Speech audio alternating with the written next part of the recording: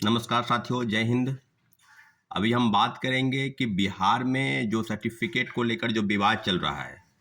दो प्रमुख मुद्दे एनसीएल और ईडब्ल्यूएस। जैसा कि साथी आपको पता है कि बिहार पुलिस अवर सेवा आयोग द्वारा आयोजित जो परीक्षा है 1275 पदों की जो ली जा रही थी, उसकी पीटी और मेंस दोनों जो है वो समाप्त हो चुकी है। और जो फिजिकल है, जो फिजिकल टेस्ट लेने हैं, वो संभावित है कि अगले महीने यानी जून महीने में उसकी फिजिकल टेस्ट होनी है। परंतु अभी जो बातें हो रही है कि एनसीएल जो नॉन क्रीमिलियर सर्टिफिकेट है आवासीय जाति, और उसको लेकर जो विवाद है वो ये है कि 1 अगस्त 2023 के पहले आपको वो डॉक्यूमेंट, वो सर्टिफिकेट चाहिए। जैसा कि बिहार पुलिस अवर सेवा आयोग का कहना है, उसके सदस्यों का कहना है कि ये सर्टिफिकेट हमको 1 अगस्त 2023 का चाहिए। और विज्ञापन जो है, नोटिफिकेशन है 30 सितंबर 2023 को निकला। तो ये जो बातें हैं जो अभ्यर्थियों के मन में है कि क्या इस तरह की चीजें, क्या बिहार अवर सेवा आयोग को ये पता था कि जो वैकेंसी है, या किसी अभ्यर्थियों को पता था कि वैकेंसी जो है वो 1 अगस्त 2023 के बाद आ जाएगी, यानी 30 सितंबर के बाद आ जाएगी। तो सारी चीजों पर जो विवाद है वो बिल्कुल तुगलकी फरमान जैसा है। इन सारे विषय जो हैं ये ऐसे हैं कि जैसा लगता है कि छटनी करने का प्रयास है। छटनी करने की प्रक्रिया है। 1275 लोगों का चयन करना है बिहार पुलिस अवर सेवा आयोग में। और जो बातें हैं उसको लेकर जो विवाद है एनसीएल में, उसमें स्पष्ट है कि जल्द से जल्द इस मामले में अगर सुनवाई नहीं हुई, जल्द से जल्द इस मामले को सुलझाया नहीं गया, क्योंकि लगातार छात्रों अभ्यर्थी जो दरोगा के अभ्यर्थी हैं, चाहे वो मेल हो चाहे फीमेल हो, सबका लगातार कॉल आ रहा है। और और विषय पर कि नॉन क्रिमिनल सर्टिफिकेट कैसे बनवाएं, जब अपलोड करना है ये तरह। आपको याद होगा जब भी विज्ञापन आता है तो जाति या आवासीय जो भी एनसीएल है सर्टिफिकेट या ईडब्ल्यूएस डॉक्यूमेंट है, ये फॉर्म भरने के जो बाद होती है, कई लोग जो है फॉर्म भरने के बाद फॉर्म जब अप्लाई होता है उस समय वो अप्लाई करते हैं। जाहिर सी बात है कि 1 से 1.5 महीने तक सारे फॉर्म विज्ञापन में जो है वो फॉर्म भरने की डेट रहती है, और इनका जो है वो एक एक महीना पहले चाहिए। यानी कहने का मतलब है कि इस तरह की चीजों से बिल्कुल बचना चाहिए था, परंतु बिहार पुलिस अवर सेवा आयोग ने लगातार छात्रों अभ्यर्थियों को मानसिक रूप से प्रताड़ित किया है। इन सारे विषयों पर जल्द से जल्द संज्ञान हो, और आने वाले समय में जिस तरह की चीजें फिजिकल अपीयरेंस को लेकर जो बातें हैं उसको लेकर भी मुद्दे को सुलझाया जाए। दूसरी प्रमुख विषय है इसके लेकर कि क्या जो विवाद है तीसरे फेज की बहाली की जो प्रक्रिया है, वो लगातार ये कही जा रही है कि 10 जून के बाद 10, 11, 12 संभावित तिथि बताई जा रही है।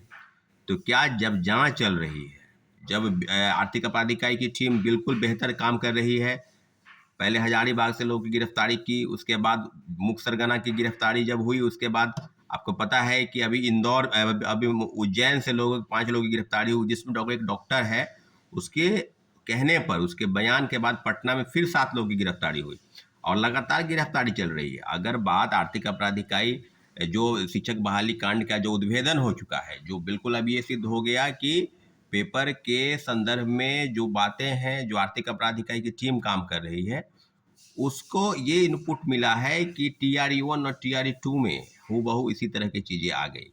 और आने वाले समय में जिस तरह की चीज़ें हैं, जो सप्लीमेंट्री रिजल्ट के नाम पर हम लोग को धोखा हुआ, जो सीटेट अपियरिंग बादे बात, एसटीटी अपियरिंग की बात, और 10 वर्ष की उम्र छूट।